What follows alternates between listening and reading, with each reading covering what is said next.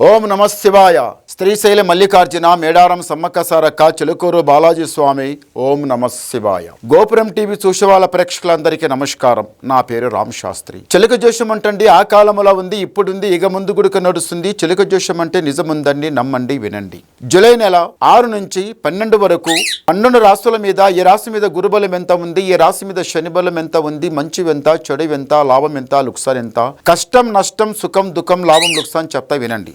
చిలకమ్మ కన్యరాశి వాళ్ళ జ్యోతిషం, కన్యరాశి వాళ్ళ భవిష్యవాణి, కన్యరాశి వాళ్ళ గణితవాణి. చిలకమ్మ కన్యరాశి వాళ్ళ శాస్త్రం ఎట్లా ఉంది? చిలక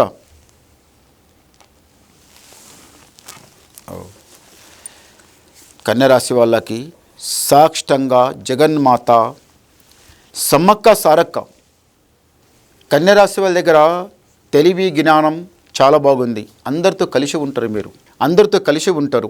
నేనే గొప్పమని మాట్లాడరు, అందరితో సమానంగా నడుస్తారు. ఒకరికి 10 రూపాయలు ఇస్తే మీకు తొందరగా తిరిగి రావు. కానీ కన్యరాశి వాళ్ళు ఎప్పుడు ఏం ఆలోచిస్తారంటే, ఎక్కడ ఉన్న వస్తావో అక్కనే పెట్టాలి, ఎప్పటి పని అప్పునే చేయాలి, ఎక్కడ ఉన్న విషయాలు అక్కనే వదిలిపెట్టాలి.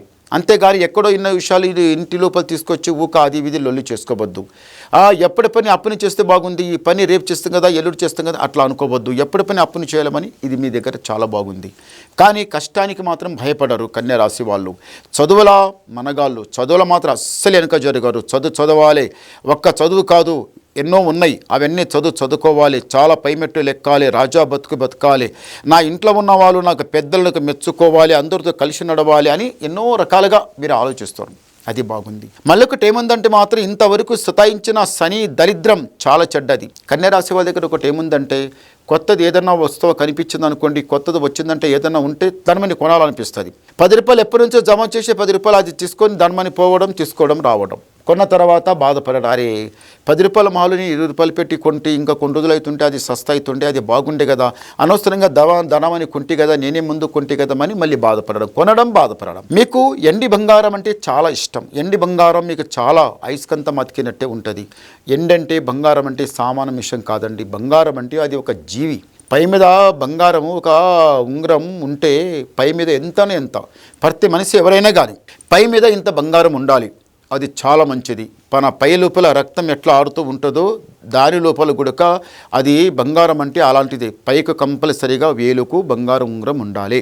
పావు తులం నుంచి తులం వరకు ఎంతన్నా వేసుకోండి, కానీ కంపల్సరీగా ఉండాలి. చాలా బాగుంటుంది. బంగారం అంటే సామాన్య మాట కాదండి, అది ఒక జీవి. కానీ ఈ రాశి వాళ్ళకి మళ్ళొకటి ఏముందంటే మాత్రం 10 మందిలో కూర్చున్నా, ఇంట్లో ఉన్నా, బయట ఉన్నా ఒకటే మాట. ఇంతవరకు ఒక జాబ్ గురించి ఆలోచించండు. మాకు అనుకున్న జాబుకు వస్తుందా రాదా, జాబ్ చేసి వదిలిపెట్టిన వాళ్ళు, బిజినెస్ చేసి వదిలిపెట్టిన వాళ్ళు మళ్ళీ అదే జాబ్ పోవాలి, మేము దానికన్నా ఒక మెట్టు ఎక్కువ సంపాదించుకోవాలి, మనం అనుకున్న జాబ్ సంపాదించుకొని మేము పై మెట్టు లెక్కాలనేది ఉద్దేశం ఉంది. అలాగే జరుగుతుంది. ఇంటి లోపల కళ్యాణమైనా, పెళ్ళైనా, ప్రేమ పెళ్ళైనా, ఇల్లు ఏదైనా కానీ అది జరుగుతుంది. మళ్ళొకటి స్నేహబంధం లోపల కొట్లాడుకొని మాటల మీద మాటలు అనుకొని ఏదో మంచిగా ఉండి మళ్ళీ దూరం చేసుకున్న వాళ్ళు గుడక ఈసారి దగ్గరకు అయిపోతారు. అన్నతమ్ముల అనుబంధం లోపల గుడక వాళ్ళు గుడక మంచిగా కలిసి నడిచేది ఉంది. రాజా బతికేది ఉంది. కష్టాలు నష్టాలు కొన్ని దూరం అయిపోయినాయి. ఇప్పుడు మనసు లోపల ఏదైతే కోరిక ఉందో ఆ కోరిక జరుగుతుంది. తొందరపడకండి. మీకు కొంచెం కోపం ఎక్కువ వస్తే కోపం వినరు, ఎక్కువ కోపం వస్తుంది.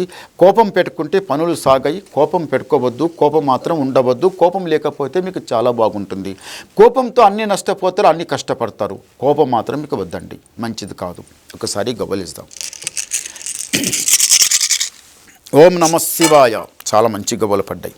కన్యరాశి వాళ్ళకి ఆదాయం 8, యాయం 11, రాజపూజ ఫలం 3, అవమానం 3. అంటే గురుబలం ఎక్కువ ఉంది, శని బలం కొంచెం తక్కువ ఉంది. మీకు మంచి జరిగే యోగం ఉన్నది, చెడు జరిగే లేదు. మళ్ళీ నాకు ఏమన్నా ఫోన్ చేయాలనుకుంటే నాకు ఫోన్ చేసి మాట్లాడండి. నీ మనసులో ఉన్న డౌట్ అంతా క్లియర్ చేసేస్తా. నమస్కారం.